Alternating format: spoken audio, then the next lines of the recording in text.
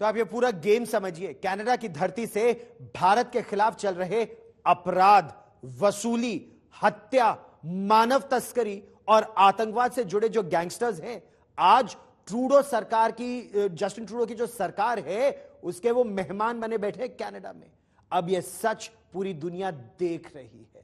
भारत से लेकर कनाडा तक तरह तरह के अपराधों में शामिल गैंगस्टर्स के पैसे से कनाडा में खालिस्तान समर्थक आतंकवादियों को फंडिंग की जा रही है। इस रिपोर्ट में हम आपको दिखाते हैं कि भारत की जेल में बंद गैंगस्टर से लेकर कनाडा में खालिस्तान जो समर्थक आतंकवादी हैं, उनके बीच में कैसे अवैध धंधे का एक बकायदा मकड़ जाल बना हुआ है और कैसे हो रही है आतंकवाद के नाम पर या खालिस्तान के नाम पर इस टेरर की पूरी फंडिंग, इस माफिया की फंडिंग। देखिए ये रिपोर्ट।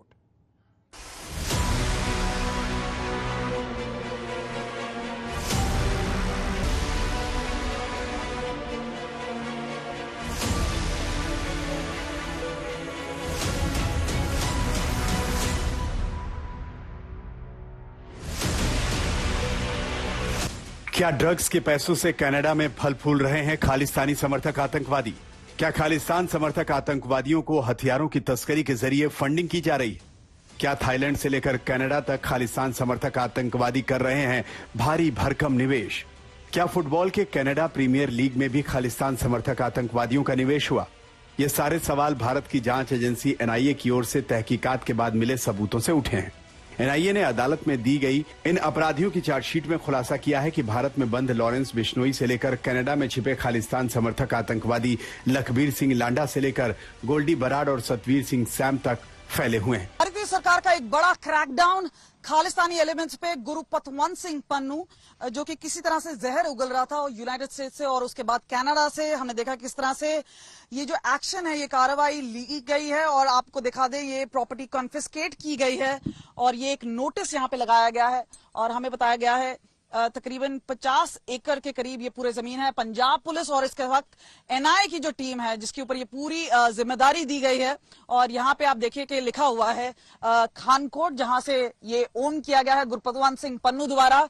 एक प्रोक्लेम्ड टेररिस्ट है और एक ऑफेंडर है, उसकी प्रॉपर्टी जब्त की जाती है यूएपीए के एक्ट के तहत और खास तौर पे जो तारीख है वो भी लगा दी गई है और ये एक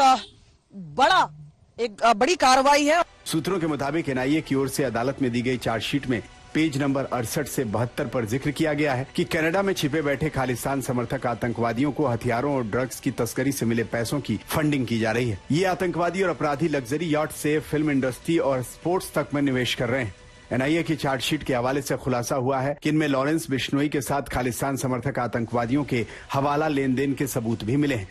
चार्जशीट के मुताबिक 2019 से 2021 के बीच लॉरेंस बिश्नोई समेत दूसरे गैंग्स और खालिस्तान समर्थक आतंकवादियों के बीच 13 बार हवाला के जरिए 5 लाख से 60 लाख रुपए तक की रकम भेजी गई। इसमें 2021 में गोल्डी बरार को हर महीने 2 लाख रुपए भेजने का पता चला है और 2020 में 20-20 लाख रुपए की 2 पेमेंट भेजने की बात पता चली है। इतना ही नहीं, खालिस्तान समर्थक आतंकवादी सतवीर सिंह सैम को 2020 में 50 लाख रुपए भेजे गए, जबकि 2021 में सैम और बरार को 60 लाख रुपए भेजे गए थे। इसके अलावा 2021 में 40 लाख और 20 लाख की 2 और पेमेंट सैम को मिली है।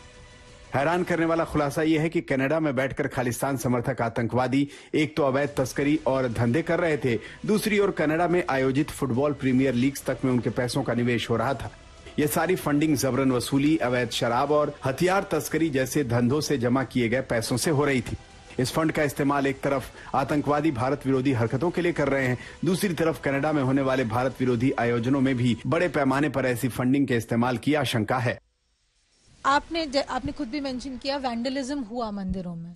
हमने देखा, आप ही के यहाँ पे रिपोर्ट हुआ, एक तरह से खालिस्तान के झंडे, एक तरफ से हिंदुस्तान के झंडे, खूब नारेबाजी हुई, शोर मचा और ये एक बार नहीं हो रहा है, ये हम मल्टीपल इंसिडेंसेस देख रहे हैं। बोला ये जो बच्चे लोग आ रहे हैं वहां से, आप अगर देखेंगे उस वीडियोस को आप आसानी से समझेंगे 99.9% मैं कह रहा हूँ, 100% तो नहीं, ये वही बच्चे हैं जो इंटरनेशनल स्टूडेंट यहाँ पे आए हुए हैं। वो समझते नहीं हमारी हारमोनी को।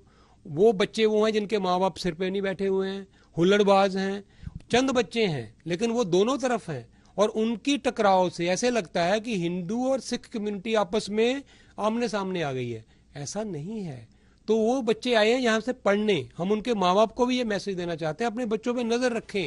सबसे अफसोसनाक ये है कि भारत की ओर से ऐसे कई सबूत और सूचनाएं कनाडा में ट्रूडो सरकार को अनेक बार दी जा चुकी हैं। खासकर भारत की जमीन पर अपराध करके कनाडा में छिपे अपराधियों, गैंगस्टर्स और आतंकवादियों पर कार्रवाई के लिए भारत ने सहयोग भी मांगा, लेकिन ट्रूडो की सरकार ने न जाने किन मजबूरियों में ऐसा नहीं किया।